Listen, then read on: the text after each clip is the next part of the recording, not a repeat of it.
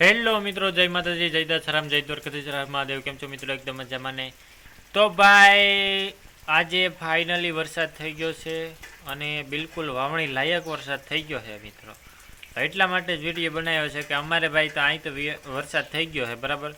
તમારા ગામમાં વરસાદ હોય તો કરો કોમેન્ટ ક્યાં ગામથી છો, અને અમારે પણ વરસાદ થઈ ગયો છે કરો કોમેન્ટ તમારે શું વરસાદ થઈ ગયો છે. એ પણ વાવણી લાયક વરસાદ તો નકર થતા જ હોય. તો તમે જોઈ શકો છો કે ભાઈ વરસાદ તો ક્યારનો ચાલુ હતો, પણ અત્યારે પાણી છે ને ભાઈ ઓછું થઈ ગયું છે. એટલે ફરિયા બરિયામાંથી પાણી લગભગ નીકળી ગયું છે. અમને તમને બારોબાર તમને દેખાડવા લઈ જાઉં તો જરીક બારોબારનો નજારો પણ તમે જોઈ લેજો કે અત્યારે ખાબોચિયા બાબોચિયા બધી ભરાઈ ગયા છે. અને અમારે છે ને મિત્રો અહીંયા એક મિની નદી છે જેને અમે મિની વોકરો કહીએ છીએ. અને આ હોકરામાંથી પણ પાણી ચાલુ થઈ ગયું છે મિત્રો. અને તમે જોઈ શકો છો કે શામાંથી પણ પાણી આપણે ચમકાઈ ગયા છે.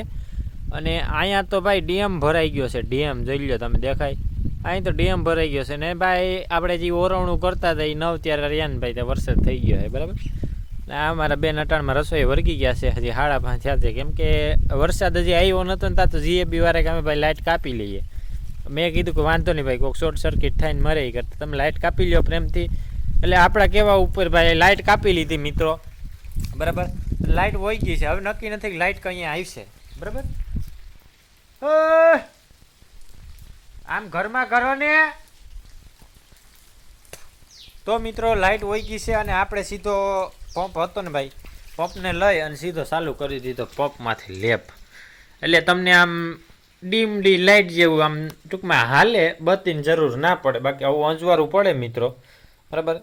તો મિત્રો વિડીયોને લાઈક કરો અને ચેનલ સબસ્ક્રાઈબ કરી નાખો ભાઈ. અને અમારે વાવણી લાયક વરસાદ થઈ ગયો છે. કાલે વાવ વરગવાન છે, વરસાદ થાય તો તમારી વાવણી થઈ ગઈ છે. ક્યાં ગામથી કમેન્ટ કરી નાખો, લાઈક કરો, સબસ્ક્રાઈબ કરો અને કમેન્ટ કરો અને આવજો.